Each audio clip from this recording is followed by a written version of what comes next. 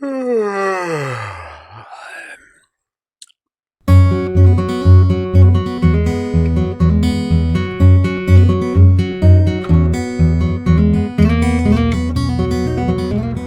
guys, no surprise, Crimulus here. Welcome back to what's now the 6th episode of Aglunata, which is freaking cool. I can't believe how quickly these have gone. And I'm going to take a quick fly around and look at things. You'll see some changes. I'm betting most of you aren't familiar enough yet with the area to notice the difference, but I'll show anyway. Thank you guys for the support and everything with the last few episodes, and I know that it's been a little clunky for me getting started. I'm really just starting to learn YouTube. I'm having a difficulty finding the balance between the amount of things to show on camera and not show on camera, and I'm obviously overusing the replay mod a bit. But you know, with new tools comes new fun and exploration and things.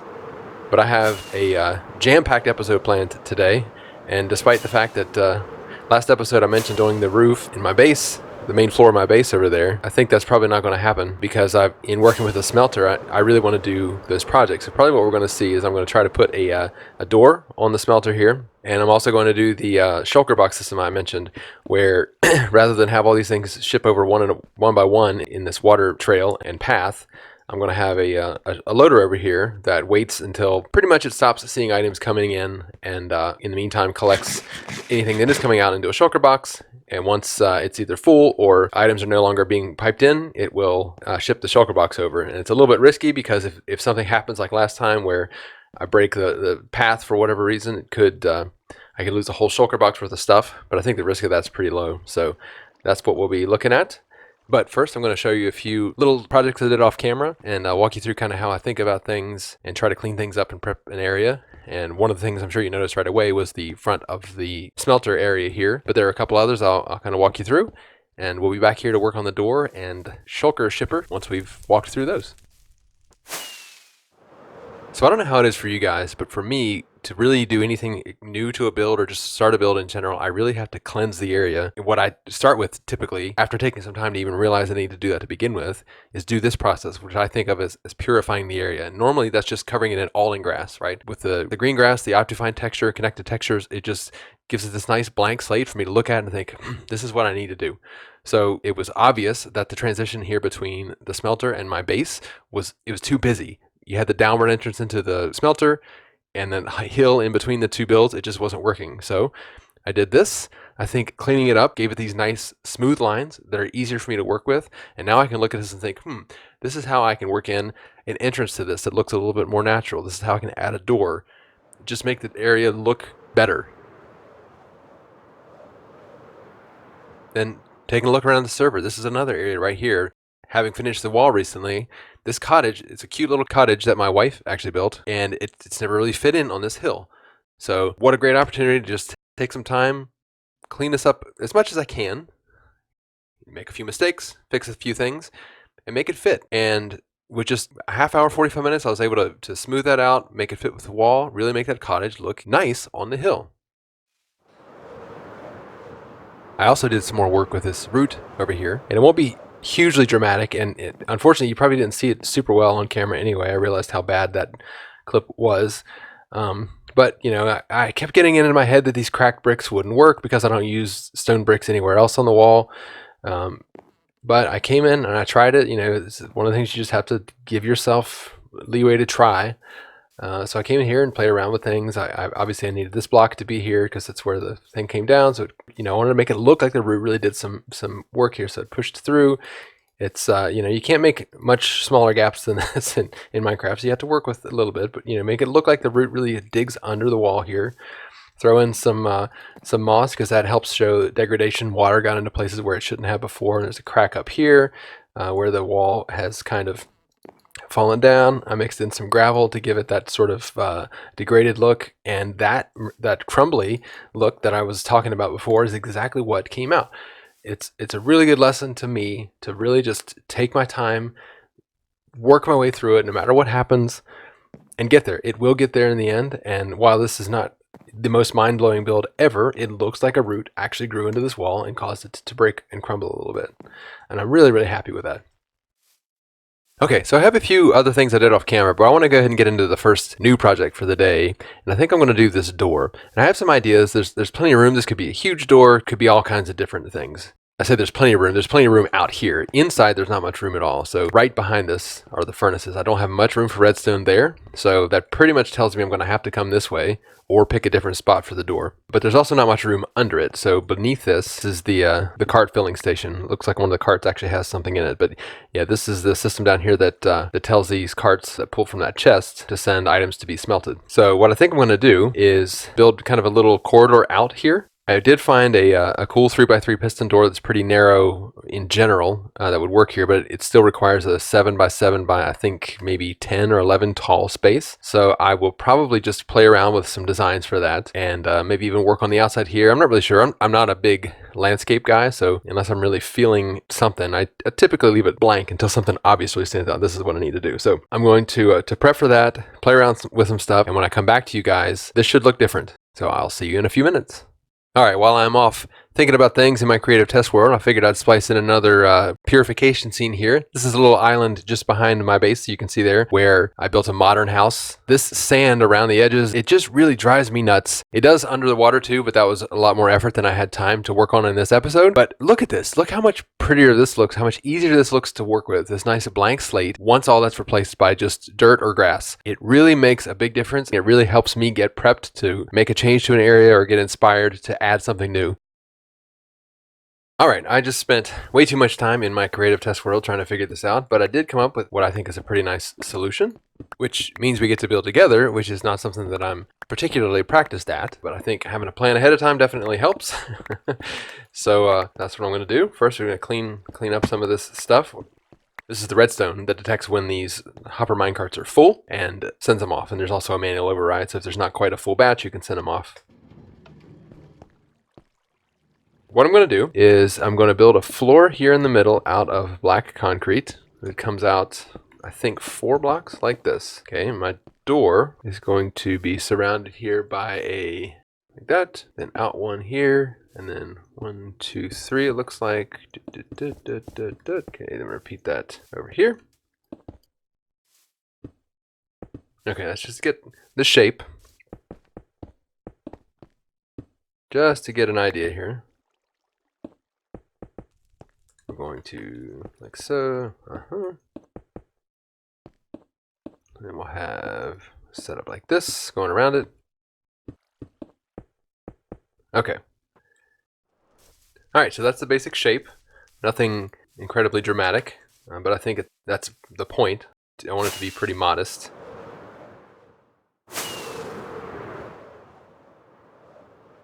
Wow, that actually looks really good.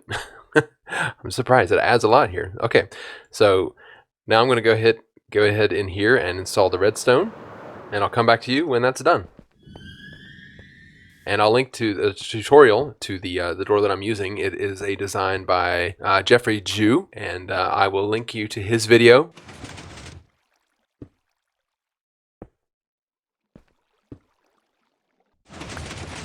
All right, that is the door installed. You can see it's pretty quick.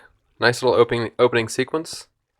So now I'm just going to decorate around this. This actually is a fairly easy project, and then I'm going to do installing the actual pressure plate openers that I'm going to install in here. So there'll be one here and one here, so that when you come in, it opens, and then as you pass through, it closes behind you. But there'll also be space where you can walk around it if you don't want it to close for whatever reason. So I'm going to work on that and be back with you in a second. Okay, the pressure plates work now. So all you have to do is walk up on the porch like this. Door opens, you go through, stays open. Pass over the pressure plate and it closes behind you. Or if you want to keep it open, when you come through, just walk around it. No problem. And just need to place a few blocks up here to close it off. And I'll show you how these pressure plates work. So underneath here, this is a form of T flip-flop. And the way it works is the pressure plate is right above the sticky piston. When the sticky piston is powered, it pushes this observer, which sends a pulse on this side once it gets there. So when that happens, it powers this repeater, and the repeater is only here because of this torch. If it were dust, it would interfere. So it powers this repeater, which does a one-tick pulse into this piston, and that's where the T flip-flop is. So it moves this redstone block over or back, just flips the direction, and the same thing is on this side. So underneath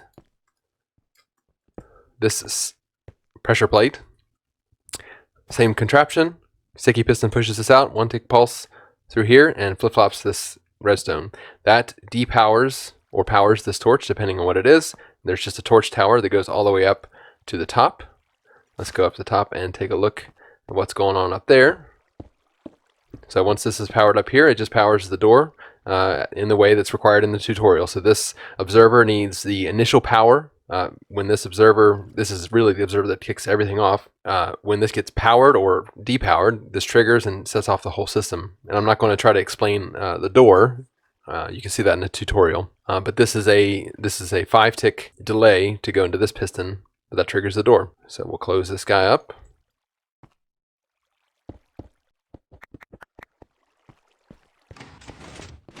And super cool. Let's go take a fly before we clean up everything and maybe do a little landscaping. We'll see. Go up on top of the cactus farm here. So that's what it's looking. Pretty basic right now. I'm going to add in some quartz and whatever, but I think it looks really good. I think it adds, whoa, ouch. I think it adds a lot more texture to the front of this that I wasn't expecting. And I'll play around with decorating that some, but I think it looks good. So I'll clean this up some, decorate a little bit, and come back to you when I'm at another stopping point. All right, well, while I know this is not the most amazing build ever, it blows my mind, and I'm going to pat myself in the back for how good this looks and how much this build just pops now. It's just unbelievably beautiful, at least to me. I hope you agree. But the whole point was just to have a door, right? We didn't do a lot. This is very modest, right? I put these torches out here. I planted some trees. That's pretty much the only difference. I added some regular quartz blocks in here for texture. As you can see, it's hard to notice, but it has this kind of old brick style. You know, just for some variation that I put into the build. Nothing a lot. This building is basically all just smooth quartz. But the whole point was just to have a door. So now, not only can we just walk in here nice and easily and go to our smelter. And yeah, the inside of here looks ugly, needs some work. But I incorporated the glazed gray terracotta in here, which I think adds a nice touch. It's the same thing that's in those windows. I don't think you can see it. Yeah, you can see it from the inside, right? So I incorporated that here too. Gives it just a little touch, and a lantern. You know, it really kind of feels churchy, like when you walk in here. It's not necessarily supposed to be a church, but let's face it, this looks like a church. It's the church of the smeltery. But it just really turned out nice. I added this path out here. It could use a lot, right? It could use a lot of landscaping, but the truth is I just don't have a lot of time to put into that kind of detail for this episode. I'm just going to have to live with what I get for now. I think this looks great. I am really, really happy with it. And next thing we're going to do is come over here and build our little contraption to make it so I don't have to wait so long when I smelt a big load of stuff. I'm going to put a shulker box loader in right here. And hopefully that'll ship those over to our storage system and make it a whole lot easier. So I'm going to put all my materials away, get things prepped, and be back with you shortly. Okay. Very last off-camera update that I'm going to give you today. This is the jungle island on the southeast of the island. I have since turned fire tick off, but lightning used to strike all the time, and once it struck and burned down half of this island. So I decided it'd be a good time to clean it up, make it look like a jungle again, and I thought you'd enjoy seeing it change. And a little creeper fell on my head. I was actually having a lot of trouble with creepers that day. But yeah, this is just a jungle island. I'm not sure if I'm going to incorporate this as part of the zoo as the panda habitat or move them into the zoo, but I have 6 pandas housed here for now. Okay, so here I am in my redstone testing world, and I've come up with this contraption, which works actually really well at loading shulker boxes as far as I can tell is possible. And so what I can do is throw a bunch of items into this water stream like this. And so what I've got going on down here, well, first I'll show you the items coming into the... Seems like about 10 items a second, give or take.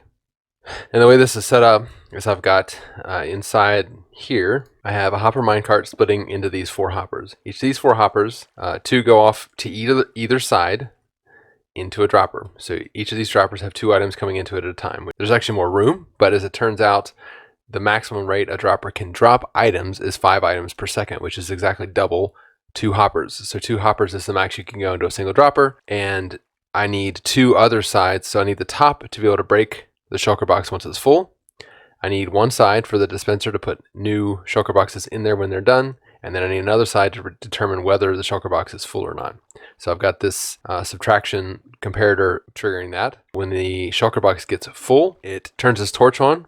It powers this piston, which breaks the shulker box, and then also sends a signal with a 4-tick delay over to the dispenser, which will then put a new shulker box in there. So I'm going to test this really quick. Breaks the shulker box, dispenses a new one. Do it again. Just like that.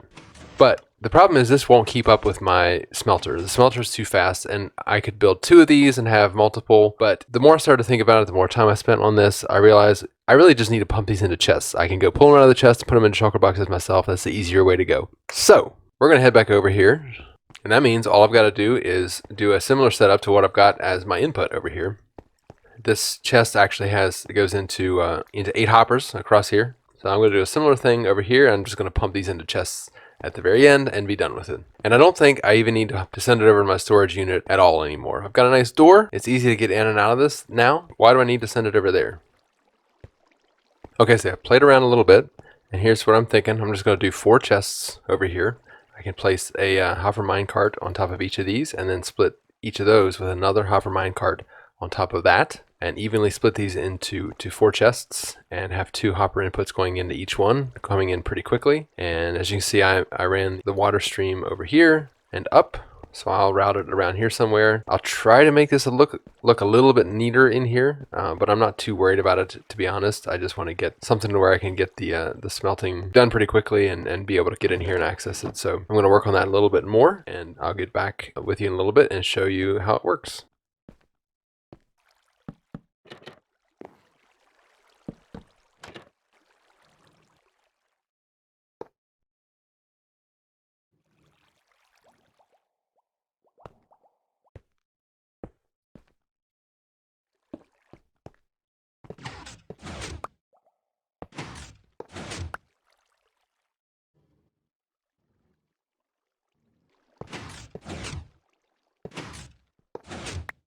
Alright, so just a quick check-in on progress. I'm not quite done yet, but I do have the chests set up. I have a hopper minecart right in the middle of these 4, glitched in the middle of these 4 pieces of stone brick, and then underneath of that, I have one on each side here, so one inside of that and one inside of that. So what happens is this hopper minecart splits its items evenly between the hopper minecarts in these 2 sides, and then they are each straddling these hoppers. And so they all split their items evenly in there. So if you look in here, there's no items in the chests. I can take a full stack of items, and then they filter in here rather quickly, perfectly evenly among the chests. So I am going to now clean this up a little bit and route the water over top of this and see how the smelter does when we throw some stuff in it. And then I think we're going to call it a day.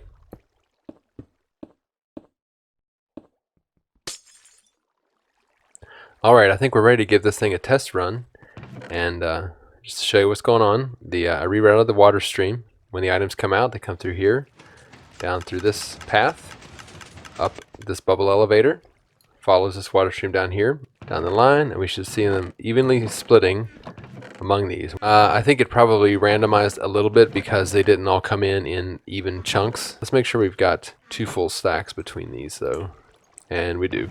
There we go. It works. So I'm going to clean this up. I'm not going to really decorate this at all. I don't care too much about the inside of this for now. Maybe one day I'll come in and clean it up, live stream or something, but I think I'm just going to leave it for now. Alright guys, I sincerely hope you enjoyed today's episode. It was jam-packed with a lot of stuff, went really quickly. We got some really important stuff done. This smeltery is looking amazing now. But if you enjoyed the episode, please click that like button and subscribe and come back and see me. Help me get this channel going, and I'll see you in the next one.